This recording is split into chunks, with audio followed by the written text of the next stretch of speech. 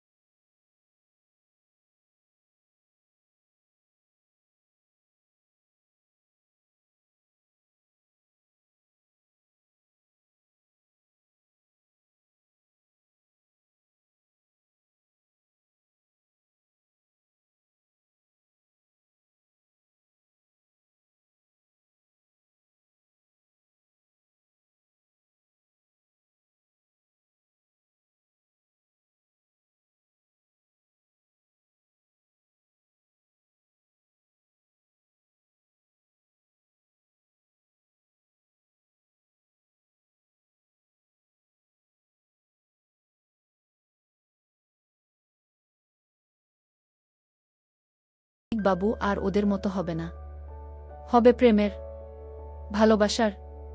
মার মুখে চোখে লজ্জা থাকবে, প্রেম নিবেদনার গরম ভয় শরম সব কিছু মেশানো থাকবে। আর তারপর মা দেখাবে, টেনে ধরে দেখিয়ে দেবে। আমার স্বপ্নে আমি তখন উঠে মার হাত ধরে আমার উপর রাখব। এই সব ভাবি আর দীর্ঘশ্বাস ফেলি। প্রশ্নটা হলো কিভাবে মাকে দেখাব, কোন অজুহাতে? একবার দেখলেই আন্দাজ করতে পারব মার মনে কোনো সুপ্ত ইচ্ছে আছে কিনা। একবার ভাবলাম আমি যদি কোনো ভাবে মাকে ভিডিও দেখাতে পারি, ছবি বা ভিডিও, তাহলে হয়তো ওইদিকে মন যাবে ভাববে। কিন্তু সেটারই বা সুযোগ কোথায়? তখন ভাবলাম আরেকটু সাধারণ ব্যাপার থেকে শুরু করা যাক।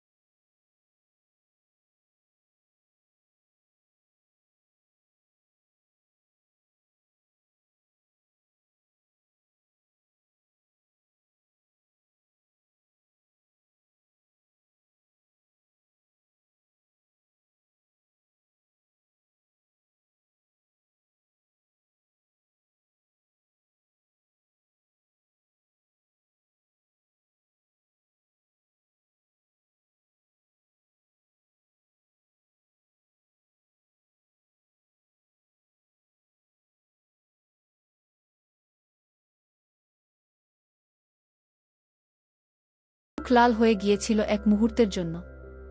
ধ্যাত বলে ছেড়ে দিয়েছিল, কিন্তু আমি ছাড়িনি।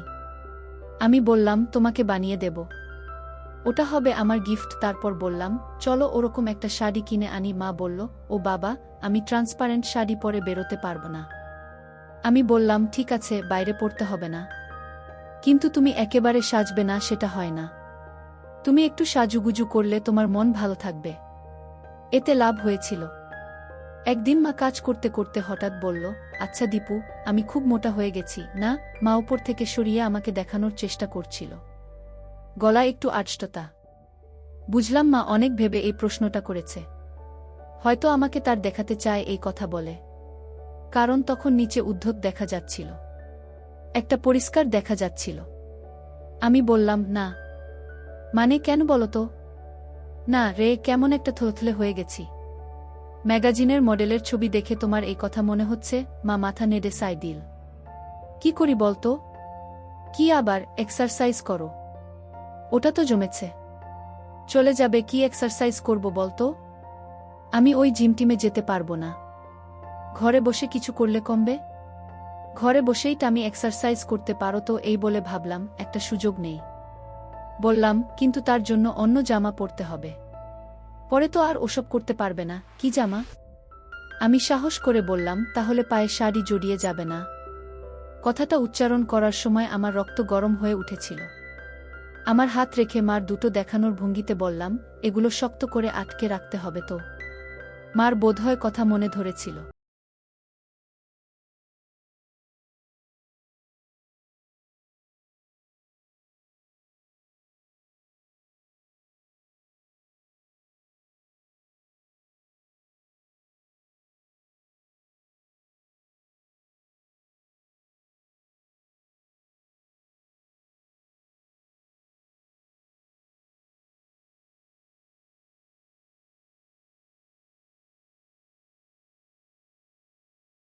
খুলে সার্চ করলাম, পরা মডেলদের ছবি ফুটে উঠল, নানান ভঙ্গিতে পোজ করা।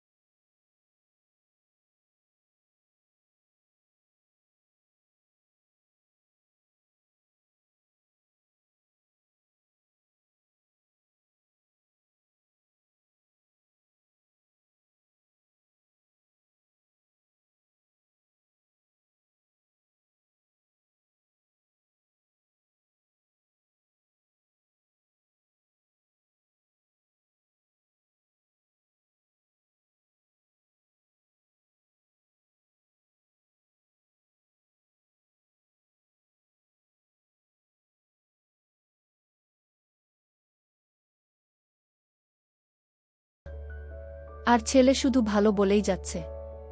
ওরকম কথায় ভালো না বেশে, সত্যি সত্যি একটু সাজেশন দে তো দেখি। তারপর বলল, আচ্ছা শুনেছি নাকি নাচ প্র্যাকটিস করলে কমে? সবাই বলে বেলি ড্যান্সিংয়ের কথা, কমে যায় নাকি? আর নাচটাও শেখা হলো? কি বলিস তুই? আমি জানতাম দীপু লুকিয়ে লুকিয়ে ড্যান্সিংয়ের ভিডিও ক্লিপ দেখে, তাই এই কথা তুলেছিলাম। ড্যান্সিং শিখলে আমার দুটো লাভ ভালো হবে, আর দীপুকে দুলুনির নাচ দেখিয়ে আমার দিকে আকৃষ্ট করব। কোনো মেয়ে যদি নিয়ে কম কাপড় পরে ড্যান্সিং করে দেখায়, তাহলে যে কোনো পুরুষ ঘায়েল হতে বাধ্য। এর মতো নাচ পৃথিবীতে নেই, আর এতে কম পড়ার হাজার অবকাশ আছে, অজুহাত আছে। এমনকি আমি তো কল্পনাও করেছি এক সময় ড্যান্সিংয়ের নাচ দেখাতে দেখাতে দীপুর সামনে একটা একটা করে করে দেখাবো। একে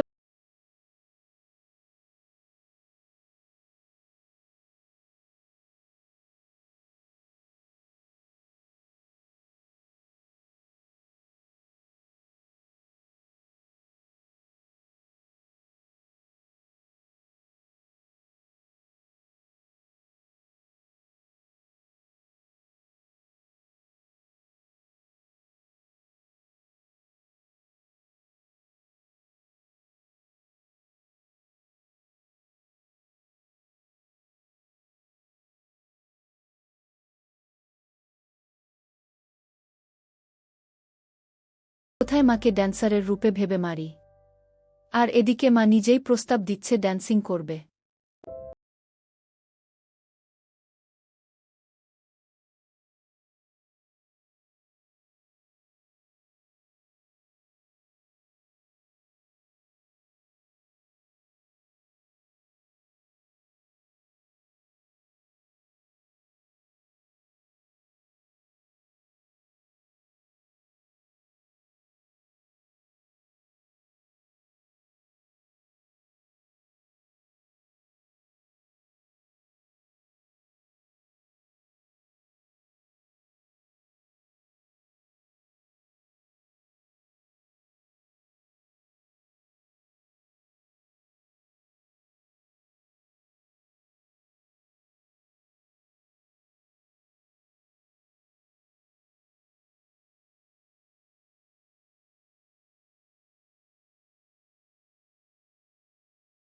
ফোনে ল্যাপটপ খুলে ইন্টারনেটে কিছু ড্যান্সিংয়ের ছবি সার্চ করলাম।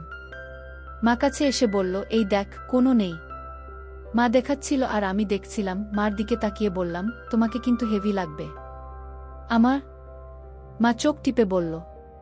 আমি অপ্রস্তুত হয়ে কিছু বলতে যাচ্ছিলাম। মা মুখ টিপে হেসে বলল, আমি জানি তুই কি ভাবছিস। আমি বললাম, আচ্ছা, তোমাকে একটা জিনিস বলবো, মা রাগ করবে না তো? মা অবাক হয়ে বলল, না, কি? রাগ করবে না বলো? আরে বাবা, করব না।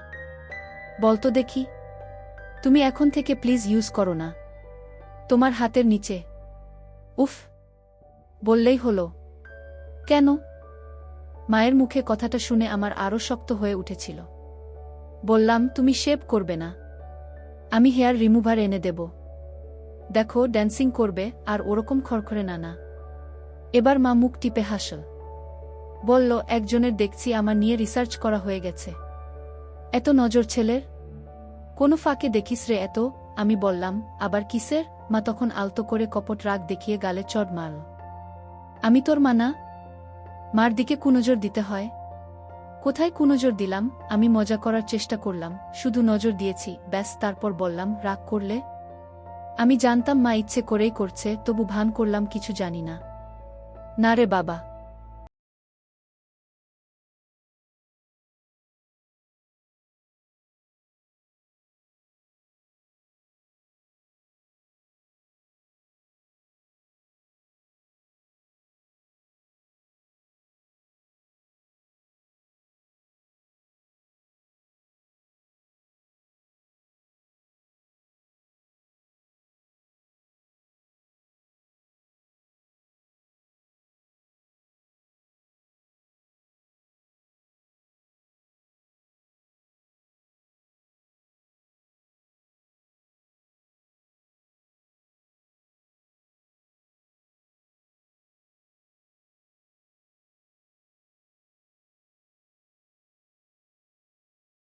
যোগ আসবে।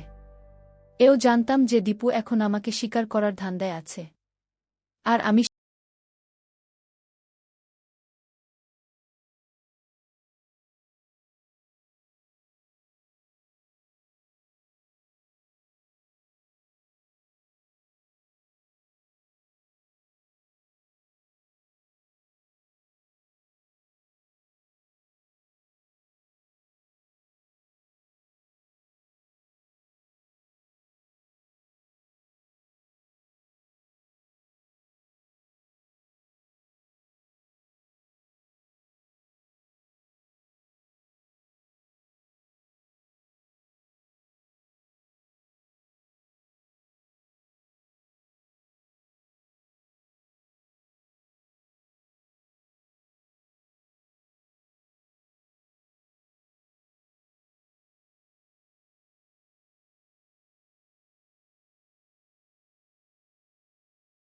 মা আমার কথা শুনে আরও লজ্জা পেয়ে ভেতরে চলে গিয়েছিল। কয়েক মাস পরের কথা। মা রেগুলার